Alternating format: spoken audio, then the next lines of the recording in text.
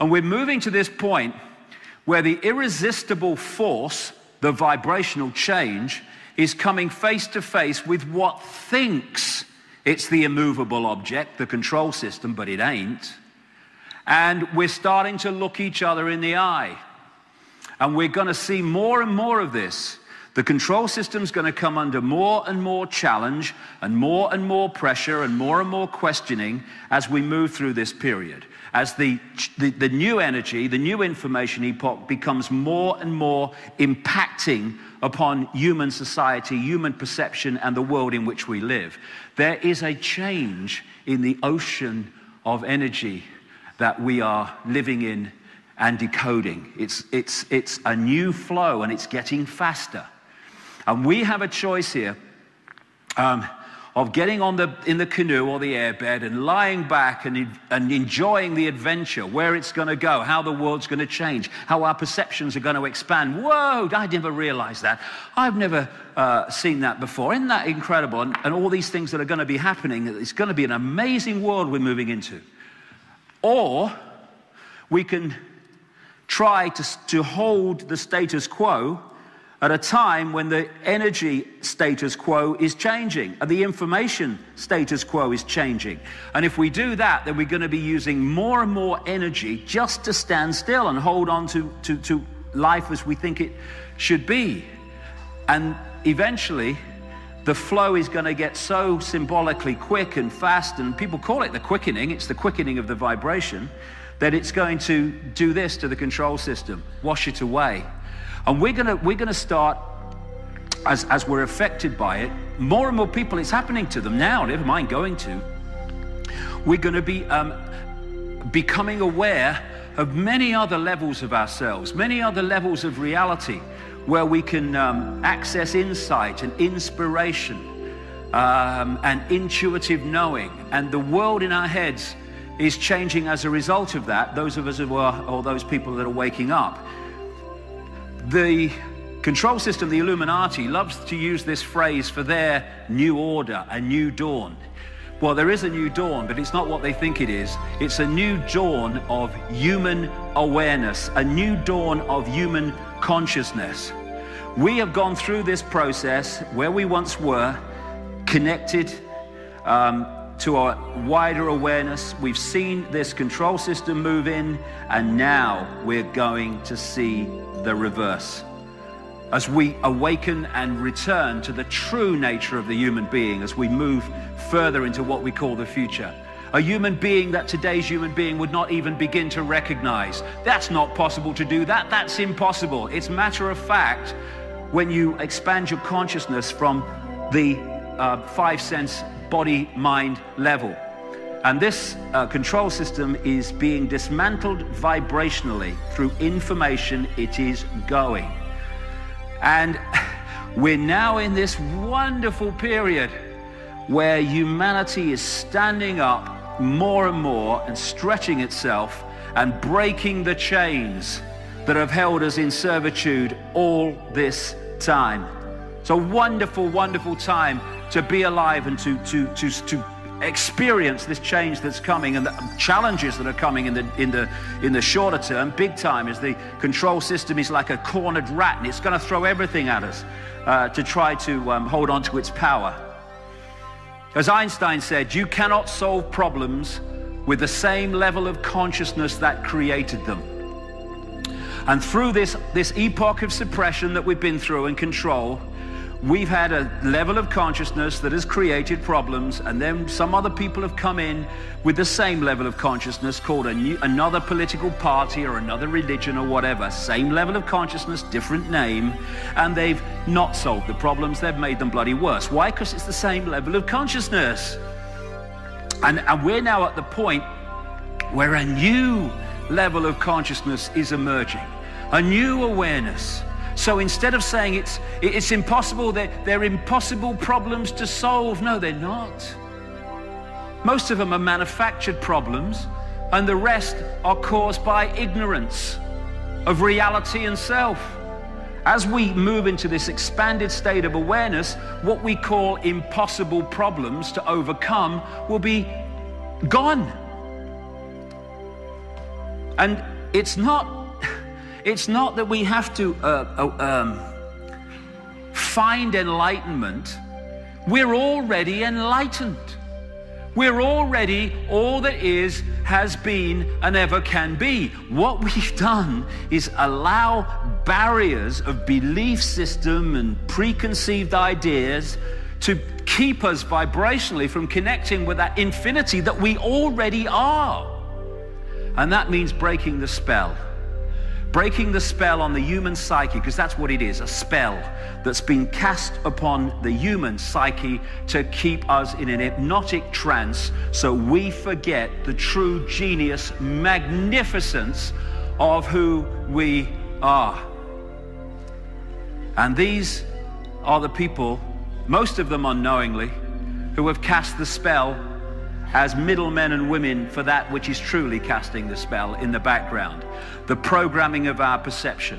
So the first step of freedom is to disconnect ourselves from the perception manipulation that we've been undergone, to disconnect ourselves from this matrix of control, and fundamentally to disconnect ourselves from the massive influence that the reptilian brain has on human behavior, perception, and reality.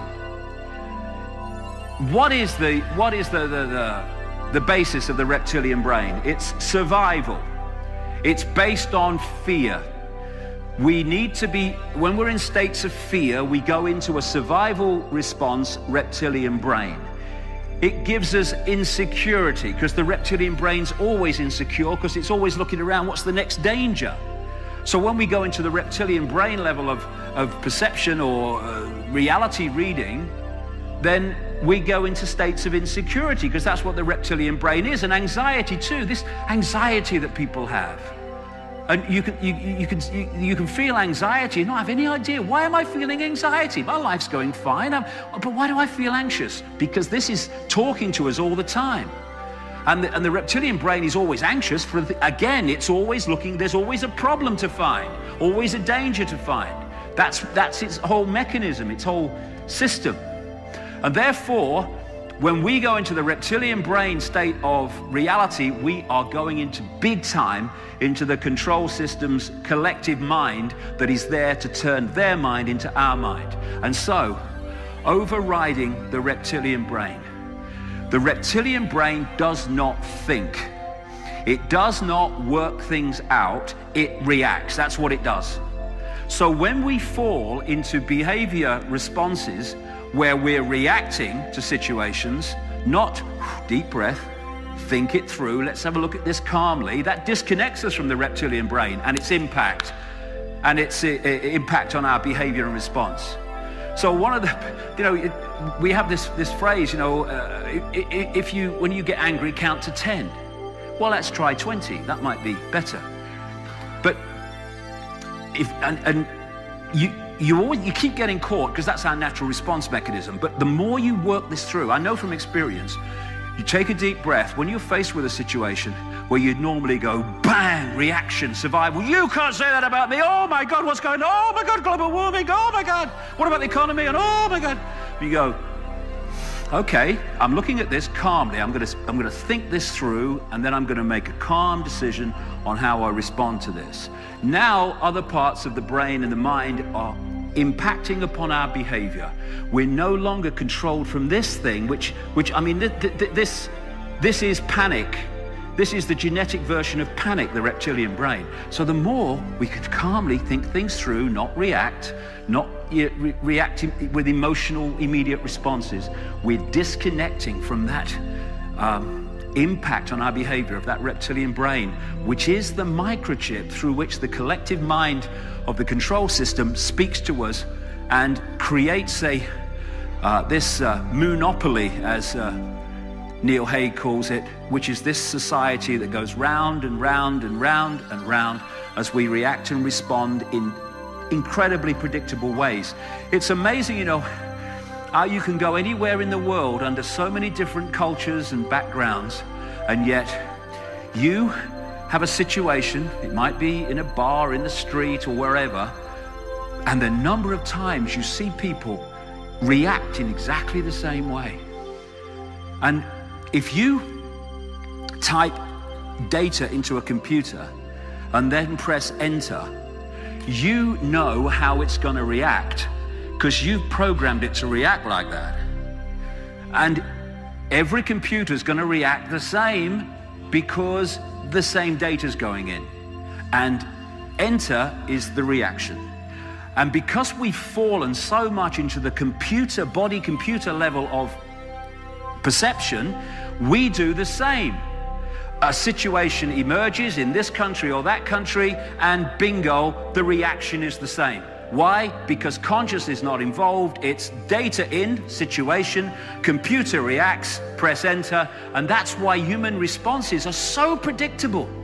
When you open to consciousness, you become unpredictable because you're entering the realm of all possibility. And all possibility is not predictable. It sees things in different ways, and it expresses uniqueness and celebrates uniqueness. And it moves out of the computer level of reaction and response. Belief and preconceived idea is just like a computer program because it reacts the same and it edits reality. This is why you can talk to someone with a preconceived idea or a really strong belief, and they literally don't hear what you say. I've seen television programs where what they did is they got a man and a woman who've been having like relationship problems, and they both had big-time preconceived ideas about each other. In other words, programmed perceptions. What they did then was get them to talk to each other while they filmed it, and then they took them away and they asked both of them, what did the other one say and in what tone did they say it? They then played the original chat back to both of them, and they were shocked to see that how they received what the other one said and how they said it was often nothing like had actually been said. How many times do we say to people, I never said that? You did. Why? Preconceived idea of the person is editing the information being received to fit the preconceived idea. And we're doing this all the time. So another part of freeing ourselves is to free ourselves from belief. Not free-flowing, okay, I'm looking at this is what I feel at the time, but I'm open that it's something else in the light of new information. Instead of belief, rigid belief, I'm going to edit my reality to fit the belief. Where they want us to believe, because when we believe, we are in a box. They want believers. They don't care if you believe fanatically in Islam or Judaism or Christianity or Barack bloody Obama. As long as you believe rigidly in something, then you have immediately reduced your ability to expand consciousness and read reality in an expanded way. Religion is mind. That's what it is. You see, once you have, I have this saying that I have, if you can tell me what you believe, you are in a prison. Because beliefs, when you give them names, take on identities. So, what are you? I'm a Christian. Okay, that means you must believe this or you're not a Christian. I'm a Muslim. That means you must believe this or you're not a Muslim. So once you say, here's the name of what I believe, the wall starts appearing, the rules and regulations appear, and people say, you can't say that, or you're not a Christian, you're not a Muslim. And again, the box is formed. Everything just is. We all just are. This is infinite possibility we're experiencing. And once you start to go into these systems of belief, then we're disconnecting from that and we become fragments of mind. These are people in a hypnotist stage show who have been hypnotized, even though they're not, to believe that they are evangelical Christians. Right? It's a mind game. You can make people do this. And they will read reality like that. and therefore not be all possibility. Worship. I am all that is, has been, and ever can be. And I'm worshiping? And I'm looking up to something as if it's bigger and better than me? We are all the same one consciousness. And that one consciousness needs to look itself in the eye, not up there. We can respect people, fine. But giving our power away to them, worshiping them? Once we go into that mode, we're saying, I'm little me and they're up there. We're all one infinite consciousness, bar none.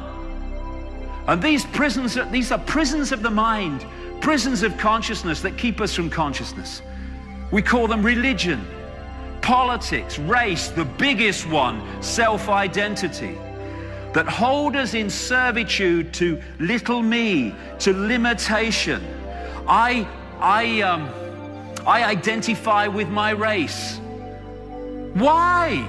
It's a vehicle for your consciousness to experience this reality. What are you identifying with being black, white, or sky blue, pink for? It's just a vehicle. And it's all limitation.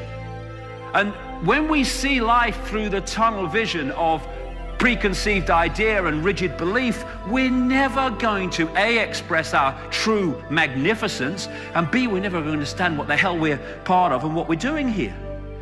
Because scientific experiments have shown that when you have a rigid belief system, whatever it is, the neurons in the brain fire off in a certain pattern. And in doing so, they are reading reality to fit the belief. And therefore, if we think in any belief system or perception system in the terms of limitation and little me, then what we create is the prison walls that put us in positions where we live lives of little me. Not because we are, because we believe we are. What can I do? I'm just little me. Well, that's it then. What are you going to do with your life? Nothing. Why? Because you don't believe that that's possible. I am infinite consciousness, all that has been, ever will be. Now I can start to come from that level instead of little me, and I can do things that a little me mentality would never do. Not because I'm better than little me, but because I don't believe I'm little me. And this one does. So if we open our minds and let the demons out, the demons of programming, out, and get this blank sheet of paper going. I am not going to read reality on what I've thought up to now. I'm gonna let the information be my guide. And if it is at odds with my religious belief system, my political belief system, or my cultural belief system, then that's fine, but I'm gonna go with information. And when we do that, it makes such a fantastic difference in our lives and what we can do and what we can achieve and make happen. Because if we are, at our core, as we are, the real us, all possibility, then if we don't express that, then we're already withdrawing from what we are, all possibility, and we're living a few possibilities, very few in terms of many people. And it's the time to choose between whether we're going to be dominated by the head, particularly the left brain, its perception of reality, limitation, structure, everything apart from everything else. You can't do this, that's not possible, that's impossible. Or we're going to open the heart vortex that connects us with the intuitive knowing of the infinite consciousness. Open the right brain and let its ability to see things connected to impact on our understanding of reality and who we are. And the process was described very well in the Matrix movie, the first one. The first thing is to realize the situation that we're in. It is what it is. You are a slave, Neo. Get out of the denial of this pseudo-freedom that we think we have. And then, having realized the situation we're in, to choose freedom over continued slavery, whether it be blatant slavery or subtle slavery. And when we make that choice to be free, and we're prepared to go with what life then brings us as a result of that decision, then a transformation starts. And it can, I mean, in my case, my transformation happened on national television. And I went through this period where it was widely believed that I was completely crazy, insane and all that stuff. You've ruined and finished your life, they said. You'll never go anywhere now. Right, okay, we'll see about that, shall we?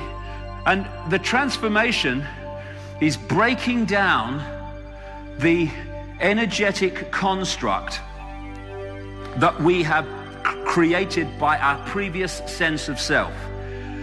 Our state of being, our mental, emotional state, our sense of perception is being broadcast constantly as a vibrational pattern. And that vibrational pattern is drawing to us energy fields that sync with what we're putting out. We call these energy fields people, places, ways of life, jobs, locations. And so we create a life experience based on what we're putting out and what we're drawing in through what I call vibrational magnetism.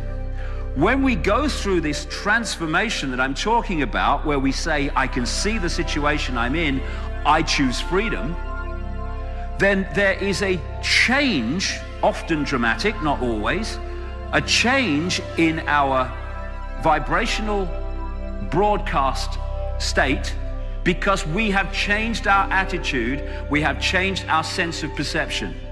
And what happens then is what we were pulling in before changes because we're no longer syncing with that.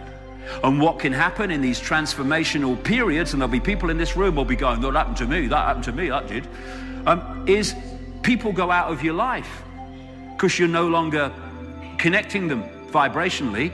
Locations change, jobs change, what you do, lifestyles change. Everything can change once you change, because we are creating that reality by drawing it in. And this is why the control system wants us to believe we are little me. I have no power.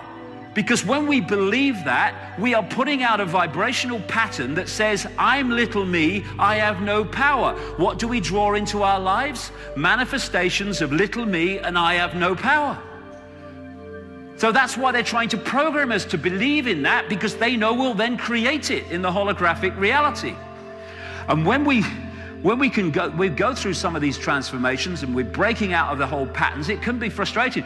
There was a time in the early 90s where I was so frustrated, so almost crushed by what was happening to me, that I didn't want to upset anybody. So I found this hill in a place called Wiltshire in England, not far from Stonehenge.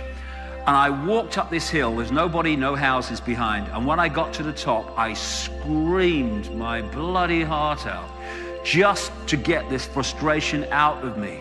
And so I completely relate to these pictures from the Matrix, because I've been there. And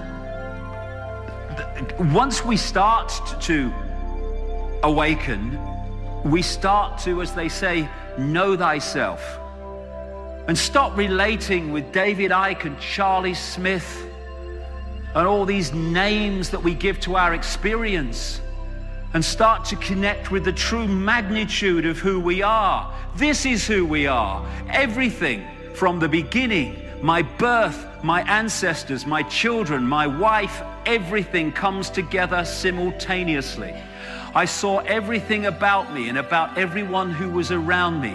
I saw everything they were thinking now, what they thought then, what was happening before, what was happening now. There is no time. There is no sequence of events. There's no such thing as limitation of distance, of period, of time, of place. I could be anywhere I wanted to be simultaneously. That is who we are, and that is what the control system is desperate to stop us remembering. And when we know thyself and we realize that's who we are, our perception of our possibility just explodes. People say to me, why don't they kill you? 'Cause they can't. That's why. They can't. And I'm not kidding.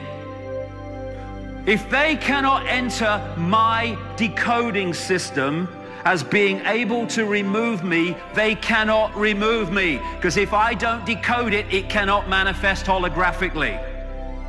And when, years ago when I traveled America in the 90s, and I met loads and loads of whistleblowers and people that were putting information out, and they were invariably going, I don't know how long they'll let me do this before they kill me, and all this stuff. And I'm thinking, what are you talking about? You're going to create your own reality if you're not careful.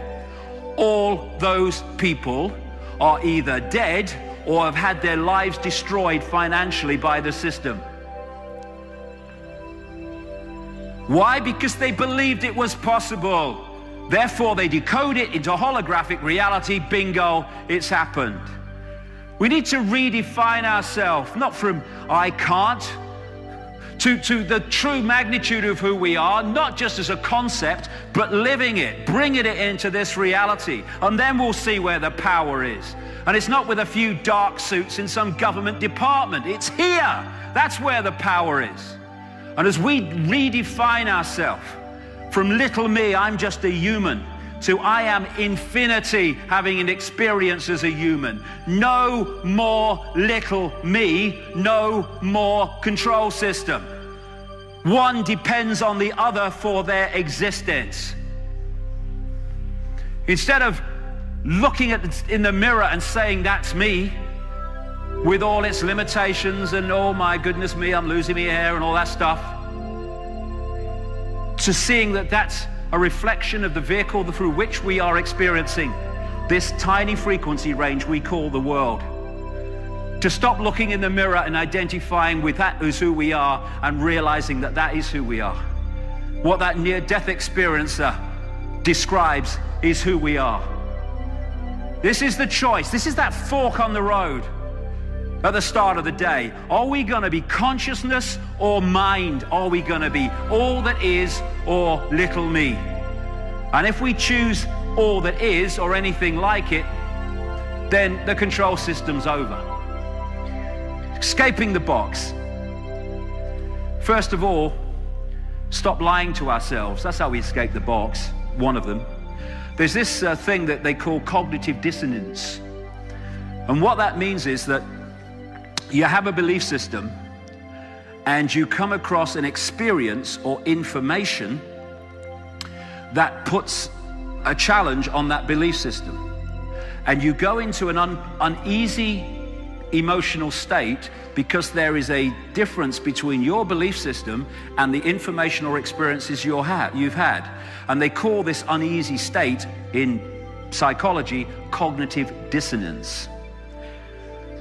This is a good thing if this makes us go, hold on a second, in the light of this new information or this experience, I've got to look again at my belief system. That's fine, that's brilliant, that moves us on. What so many people do, not least the skeptics as they call them in science and stuff and religious fanatics, is when they come across this situation with cognitive dissonance, they have to find a way of explaining away that so this does not move. And because of that, they don't move on. They find a way of explaining why that can be true and this can be true. They're lying to ourselves. So with our belief systems and the way we see the world, if we can be honest with ourselves and say, okay, I believe this up to this point, but in the light of new information, I'm going to move my perception. That's when we start to move on and expand. And without being honest with ourselves and without hiding from the truth while claiming to try to find it and going into denial, change the subject, don't want to talk about it. I think it's funny, and people in this room will relate to this. When you talk to someone who has a rigid belief system, maybe it's in your own family or whatever, and when you start to give them information that's putting their belief system under challenge, they get angry, some of them. They get wound up. Shut up! Shut up! Don't want to hear it! Don't want to hear that nonsense! What they mean is, if I listen, this belief system's going to be in danger, so shut up because I don't want my belief system to change.